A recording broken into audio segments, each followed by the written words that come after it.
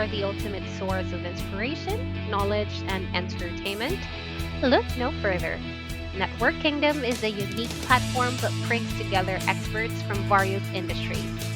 Through networking and collaboration, we create inspiring conversations that educate, entertain, and motivate our listeners. Whether you're a business professional, an entrepreneur, or simply someone looking to grow their knowledge base. Hello. Today I have with me Regina. Regina, thank you so much for taking time out to be on our podcast today. Yeah, thank you so much for having me. So you're in Indianapolis. How's the weather? It is a beautiful today. We've had really hot weather in like the 80s, 90s. Today it's going to be about 70s, which is right where I like it, but it's beautiful. What about you? Nice. It's nice and warm. It was wet earlier today, but then again in Nigeria, it's usually always warm. Oh, yeah. But it's been warm and wet today. Okay. Yeah, I don't like the weather, the rain. We're getting into the rainy season, yes. Mm-hmm. Yes. So tell us, who is Regina? Okay, so that's a loaded question. I've never been asked like that. I'm a lot of things, but right now I am a mother first. I have 4 children. My husband and I, they are 2, 5, 13, and 17. I'm a nurse. I've been a nurse for 10 years now. And recently, I have gotten into real estate investing with my husband. We just finished up our first flip project. And for myself, I am building my life coaching practice and my podcast. Oh, wow. You have your hands full. Yes, ma'am. So which one excites you most? They all have so much potential. As far as, motherhood, I've been a mom since I was 15. So that has been my life. My oldest has grown up with me.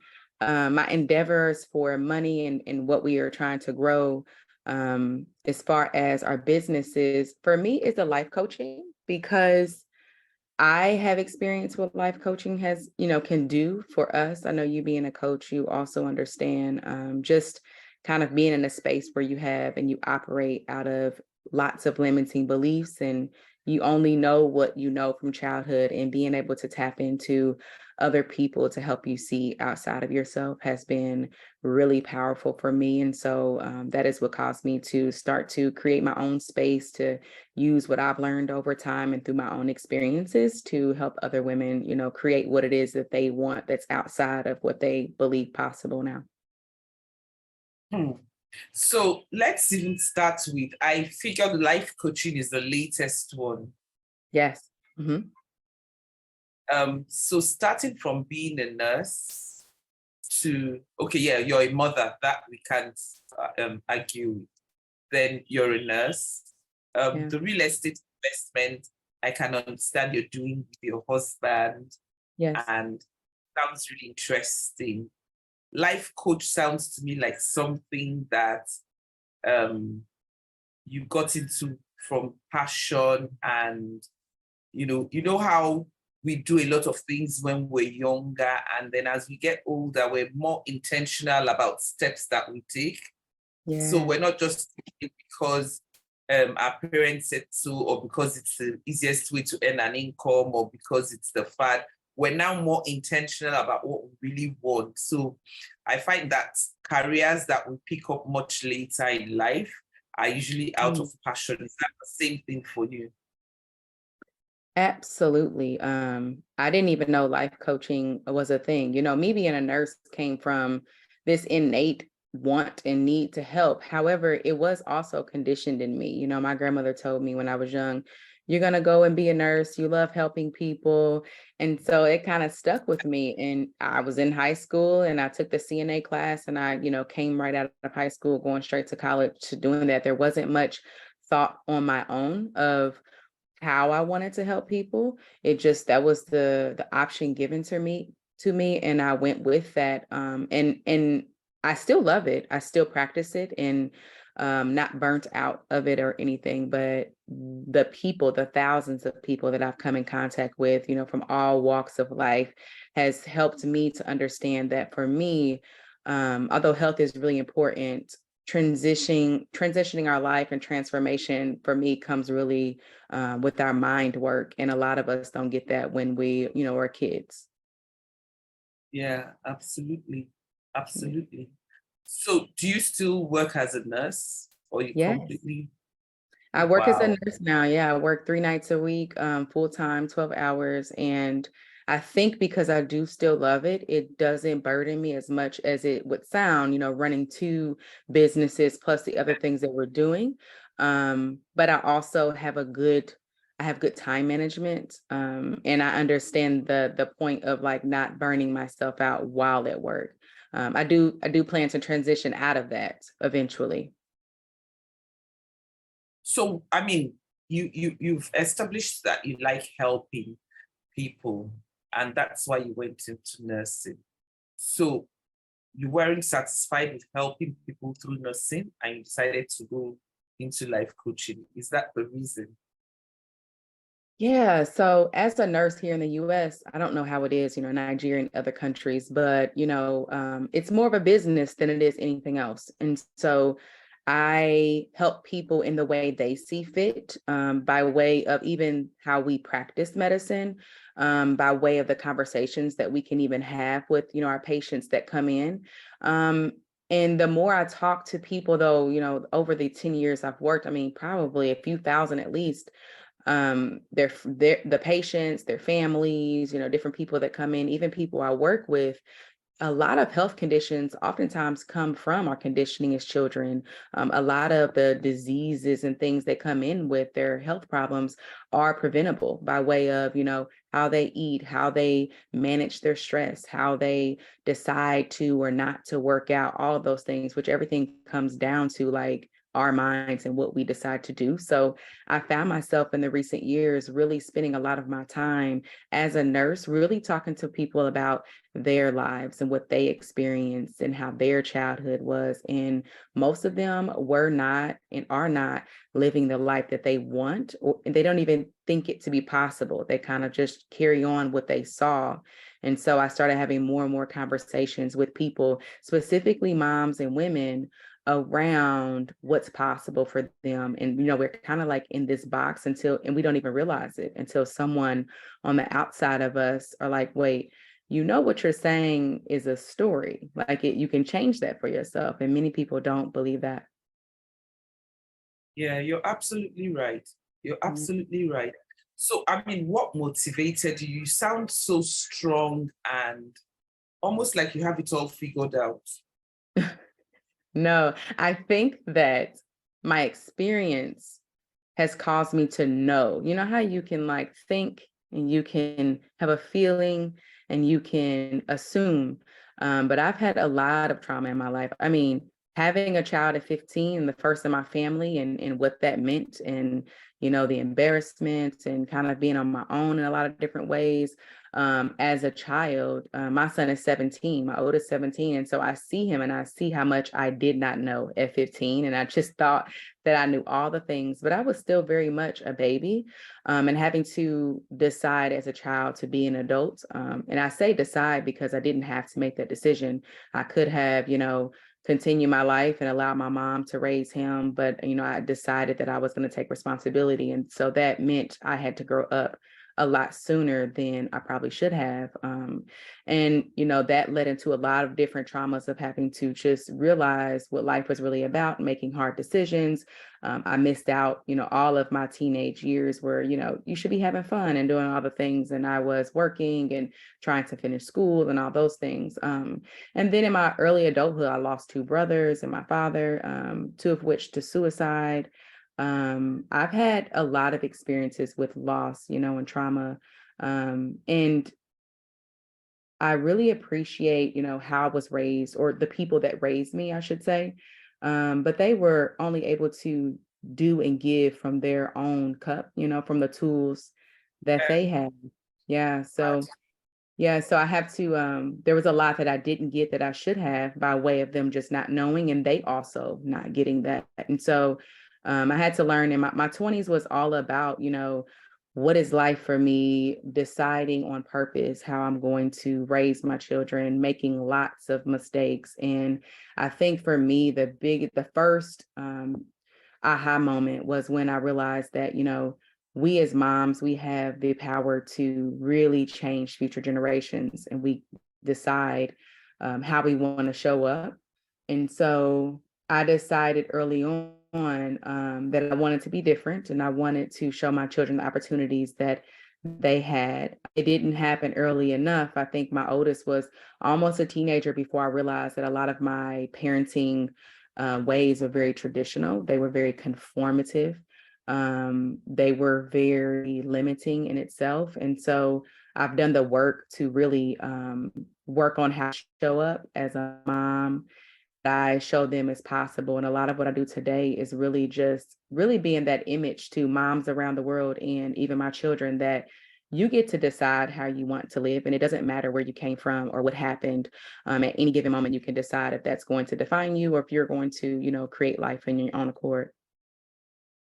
Wow. Wow. Wow. Yeah. No way I would have associated you with, I mean, you mentioned the child, so yes, but with two suicides, you said, Yes. Mm-hmm. head of that. Is that something you're willing to talk about? Is that something you're comfortable talking about? So I have it's a big story around all of that. And I personally would be, but because of the privacy of the people involved, I've chosen not to protect them in that.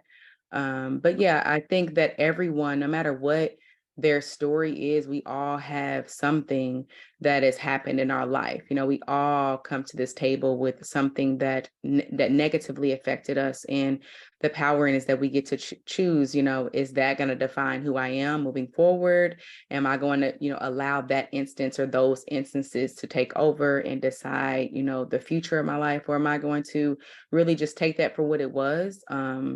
A negative or sad situation that we all have, and what can I learn from that to help me to not only help myself and be better and get what I want out of life, but to also show other people that they can do the same thing. Yeah. And and something else that crossed my mind is empathy, and just being showing empathy to people you meet, especially on the streets of social media. Lately, I go through, or I stumble into some posts on social media, and I look at the comments, and I don't know who they're talking about. It's not directed at me, but I feel the pain. I feel the bitterness from the person who is passing the comment. And I'm wondering how the person they're talking to is going to feel. And there's just so much hate, so much bitterness, so much coldness. And, I'm like, such a negative place. And, you're saying those things to the person, and you don't know where the person is at that point in time emotionally, So we just need to learn to be a lot more sensitive and empathic to people. Don't just jump at them and talk carelessly and say things that, and the sad part is we brush it off as jokes or just comments, and you don't know who you're hurting. Yeah, everybody has something. You're absolutely right. I think that that's something that can be talked about a lot more, especially with our young children. We're raising the first generation, that has had access to technology their entire lives. And a lot of us, like my age, that are raising children in this era, we don't know how to manage this and how to ensure the safety of our children, but also give them the room to go out there and do what other people are doing. It's a lot that we don't know, but I think you hit it on the nail, where you need to have these conversations at home around being empathetic to other people, and that you just have no idea what people have experienced and what they're experiencing now. So how have you applied that in your life coaching? How have you applied your experience in your life coaching? Yeah. So first, I like to say that, like, no matter what a person has gone through, like, we can all talk about our experience and we probably will have something different, but they all boil down to the same outcome of these negative emotions that, cause us to really have to meet ourselves. And some people choose not to do that. Some people choose to continue to buffer, which means, instead of dealing with the negative emotions, they may overeat, they may over scroll on social media, they may overwork, do anything than to sit with themselves. And so when people come to me, a lot of women that come to me, that comes with a certain issue that they think they need help with, something surface level. And when we go deeper, it most often goes to the same thing. And that's around, what have I been taught as a child, or what did I pick up as a child, on purpose or accidental, that has caused me to believe that I can only do this thing, or that it's bad to fail. A lot of women, we're creators by nature. We are creators by nature. And so, but those realms and those walls of creation, it's like this box that we put ourselves in and what society has put us in. And I think that the conversation always goes to, what do you really want to create? A lot of us are not really operating in where we would want to if we knew we could not fail. What are your beliefs around failure? We think that to do something wrong, to make a mistake, to try something and it not work out means that we are not on the right path. Whereas I'm of the mindset that, you can look at any success story I hear, Oprah Winfrey, the guy who owns Amazon, all of them. And if you see their story and you listen and you watch, and I do this kind of thing all the time, they all have a list of failures. So it is some that even I'm not sure that even after hearing it, I can go through. Yes, right. Like the guy who owned Amazon, I think he was in debt 5 or 10 years before he made anything off of it. Even Google, Apple, everybody, the only difference between those that succeed and those that don't is the ones that don't give up. We all are born We're all born with the same innate possibilities, innate skills. And so I work with women on, what are those skills for you? What do you really want to be creating? Besides the challenges you're going through now, what you were told you could do. If you knew anything was possible, what would you create for yourself? And so that brings up a lot. That brings up, sense of self-worth. We don't believe we're worthy because we didn't hear that when we were young. We weren't treated that way. And then also, as children, we're typically told what to do all the time, and we're expected to do that. And so when we become adults, we're like, okay, well, where is this person to tell me what to do? And we don't have that anymore. So, a lot of us just kind of get stuck. So many women are stuck. They don't know what's wrong with them, but we dive deep and we go really deep, a lot deeper than people are comfortable doing. We get to the bottom of that. And that's why I think coaching is so powerful, because whoever you choose to be your coach, I think everybody should have a coach, and coaches especially, they can see you outside yourself. They can challenge those stories that you think are true, but they're just stories you're telling yourself. So those are the kinds of things that I work on, just creation mode, moving past fears, blocks, and really creating like your own belief system and what you see possible. So amazing. I can actually imagine you being that coach, and you're one of those that would push and push and push. Yeah. So I mean, do you typically work with only women or both men and women? So right now, I provide general life coaching to anyone. I think I typically attract women and mothers because, on my podcast and different things, I speak from that. I am a mom and doing life as a woman, but I have worked with men. I think the brain works the same way, no matter who you are. Awesome. And I was going to ask, if anyone needed to get in touch with you, how would they get in touch? Yeah, so I have two ways right now. I'm on social media on Facebook and Instagram. My name is Regina Sloan, Sloan on Facebook, and then Coach Regina Sloan on Instagram. I have a podcast. It's called Moms Who Achieve. That's on all platforms and on anywhere you listen to podcasts. And then my email is info at reginasloancoaching.com. Awesome. Before we wrap it up, what would you say to, because no two people everybody has their journey, right? And then again, we know that there are a lot of people who have passed through something similar to what you've passed through.